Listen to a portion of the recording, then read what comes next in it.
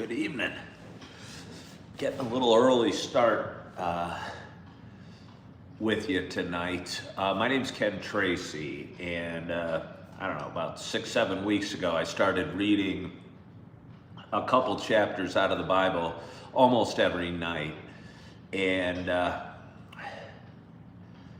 move it around the time. I don't have a specific time I go, but honestly, it's Sunday night. And had the day off today and had kind of a relaxing, peaceful day.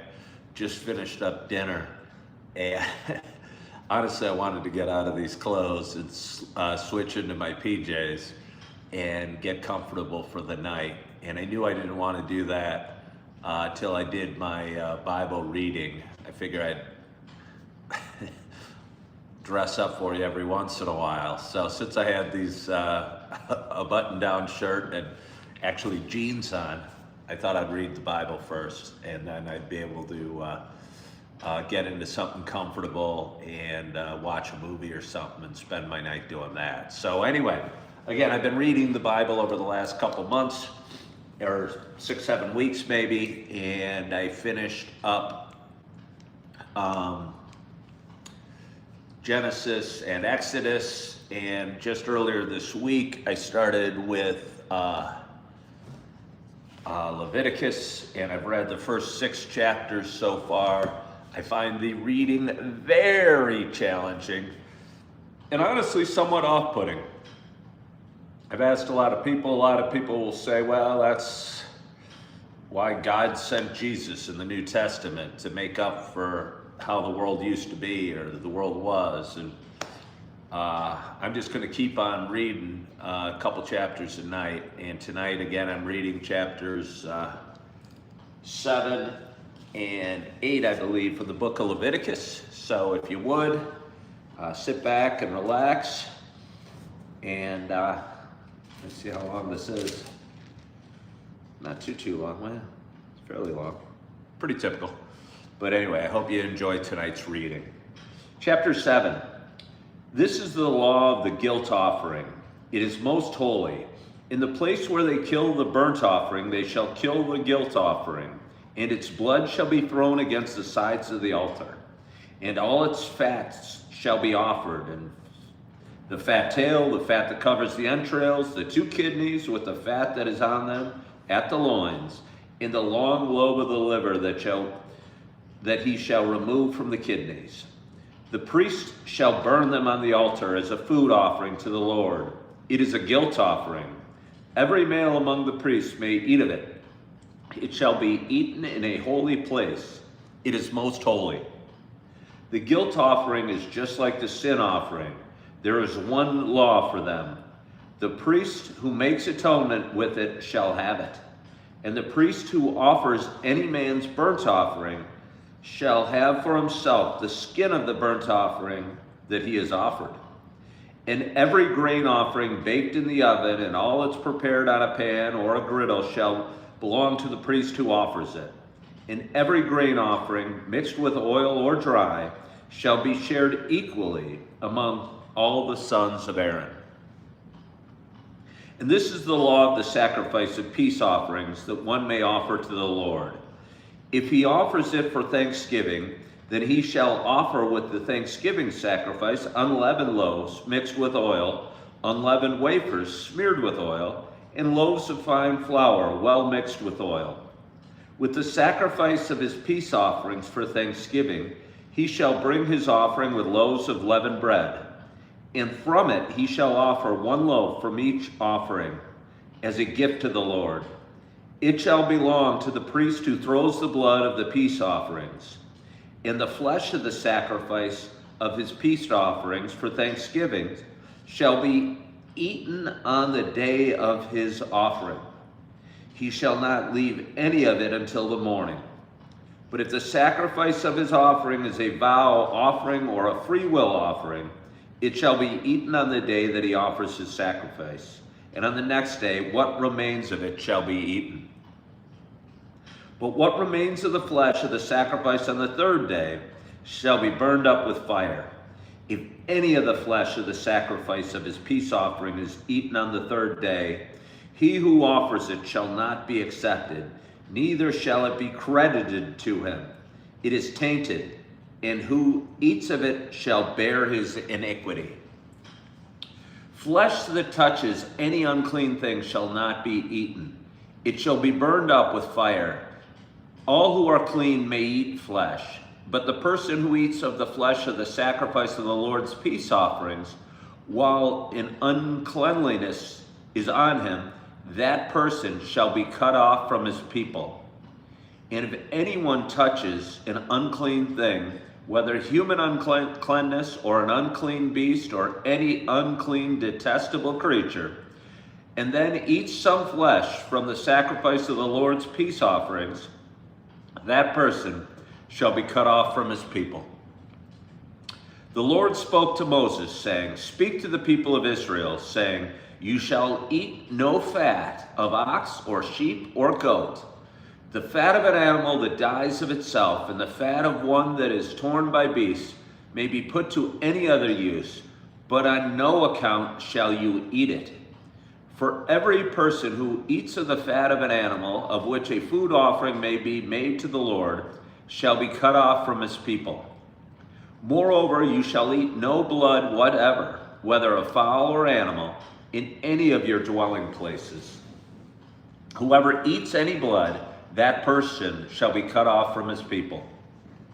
The Lord spoke to Moses, saying, Speak to the people of Israel, saying, Whoever offers the sacrifice of his peace offerings to the Lord shall bring his offering to the Lord for the sacrifice of his peace offerings. His own hands shall bring the Lord's food offerings. He shall bring the fat with the breast, that the breast may be waved as a wave offering before the Lord. The priest shall burn the fat on the altar, but the breast shall be for Aaron and his sons. And the right thigh you shall give to the priest as a contribution from the sacrifice of your peace offerings. Whoever among the sons of Aaron offers the blood of the peace offerings and the fat shall have the right thigh for a portion. For the breast that is waved and the thigh that is contributed, I have taken from the people of Israel out of the sacrifices of their peace offerings, and have given them to Aaron the priest and to his sons as a perpetual due from the people of Israel. This is the portion of Aaron and of his sons from the Lord's food offerings, from the day they were presented to serve as priests of the Lord. The Lord commanded this to be given them by the people of Israel from the day that he anointed them. It is a perpetual due throughout their generations. This is the law of the burnt offering, of the grain offering, of the sin offering, of the guilt offering, of the ordination offering, and of the peace offering, which the Lord commanded Moses on Mount Sinai on the day that he commanded the people of Israel to bring their offerings to the Lord in the wilderness of Sinai. Chapter 8, Consecration of Aaron and his sons. The Lord spoke to Moses, saying, Take Aaron and his sons with him, and the garments, and the anointing oil, and the bull of the sin offering, and the 2 rams, and the basket of unleavened bread, and assemble all the congregation at the entrance of the tent of meeting. And Moses did as the Lord commanded him, and the congregation was assembled at the entrance of the tent of meeting. And Moses said to his congregation, This is the thing that the Lord has commanded to be done. And the Lord brought Aaron and his sons and washed them with water. And he put the coat on him and tied the sash around his waist and clothed him with the robe, put the ephod on him and tied the skillfully woven band of the ephod around him, binding it to him with the band. And he placed the breastpiece on him, and in the breastpiece he put the Urim and the Thummim, and he set the turban on his head, and on the turban in front he set the golden plate, the holy crown, as the Lord commanded Moses. Then Moses took the anointing oil, anointed the tabernacle and all that was in it, and consecrated them. And he sprinkled some of it on the altar 7 times, and anointed the altar and all its utensils and the basin and its stand to consecrate them. And he poured some of the anointing oil on Aaron's head, and anointed him to consecrate him. And Moses brought Aaron's sons and clothed them with coats and tied sashes around their waists and bowed caps on them, as the Lord commanded Moses. Then he brought the bull of the sin offering, and Aaron and his sons laid their hands on the head of the bull of the sin offering, and he killed it. And Moses took the blood, and with his finger put it on the horns of the altar around it, and purified the altar, and poured out the blood at the base of the altar, and consecrated it to make atonement for it.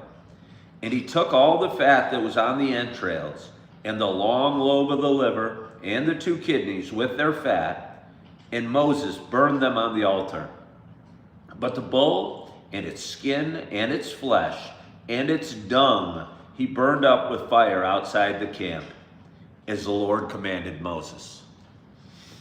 Then he presented the ram of the burnt offering, and Aaron and his sons laid their hands on the head of the ram, and he killed it. And Moses threw the blood against the sides of the altar. He cut the ram into pieces, and Moses burned the head and the pieces and the fat. He washed the entrails and the legs with water, and Moses burned the whole ram at the altar. It was a burnt offering with a pleasing aroma, a food offering for the Lord, as the Lord commanded Moses. Then he presented the other ram, the ram of ordination, and Aaron and his sons laid their hands on the head of the ram, and he killed it. And Moses took some of its blood and put it on the lobe of Aaron's right ear, and on the thumb of his right hand, and on the big toe of his right foot.